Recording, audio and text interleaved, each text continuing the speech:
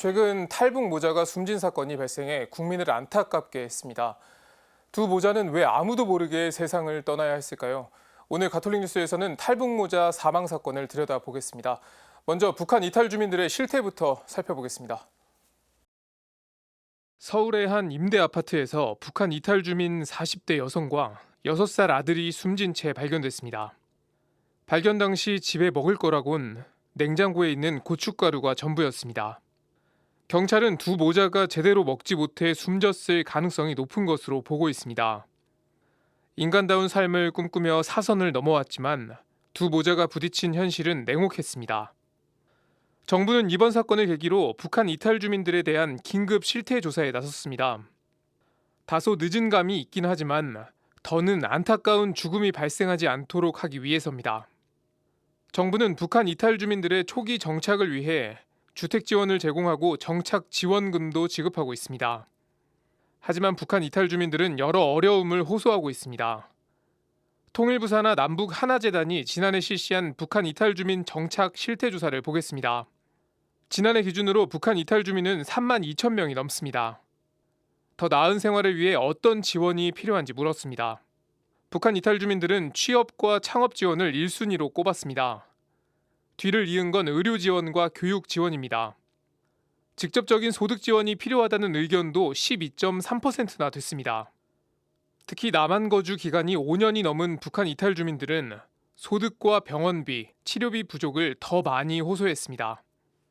5년 넘게 남한 사회에서 살았어도 여전히 경제적으로 어려운 상황인 겁니다. 병원비가 부담스러워 진료를 받지 못하기도 하고 공과금 납부 기한을 맞추지 못한 적도 있다고 답했습니다. 또 많은 탈북자분들이 어려움을 겪는 건 사실이고요. 하나센터가 있어서 노력은 하는데 제도적인 어떤 지원과 이런 것들은 이제 정부 차원에서 노력을 해야 될 부분인데 분명히 한계가 있다고 보이는 거예요. 그래서 정부의 이제 제도적인 노력엔 한계가 있고 소득은 직업과 직접적인 관련이 있습니다. 그래서 정부는 북한 이탈 주민들이 직업을 갖고 자립할 수 있도록 직업 교육 훈련을 진행합니다. 북한 이탈 주민의 절반 이상인 52.5%가 직업 교육 훈련을 받았다고 답했습니다. 문제는 직업 훈련 수료자의 절반 이상이 교육 내용과는 전혀 다른 분야에서 일한다는 사실입니다.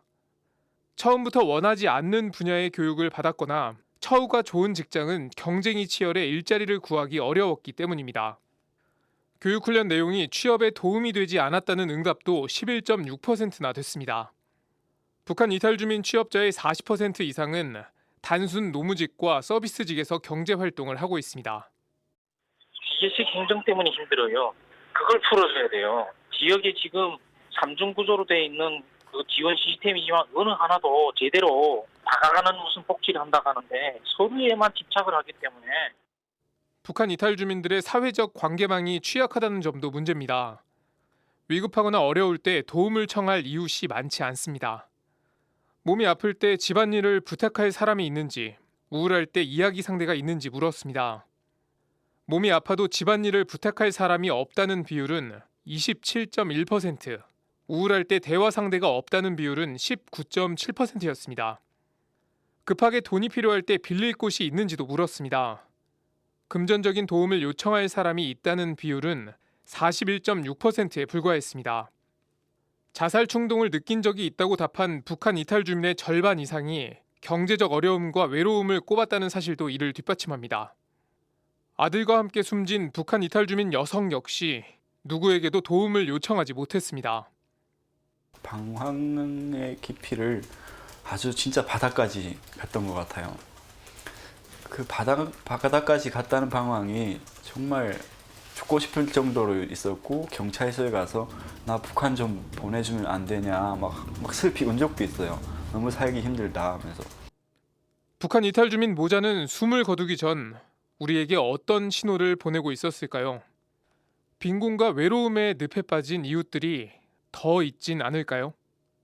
지금까지 앵커 리포트였습니다.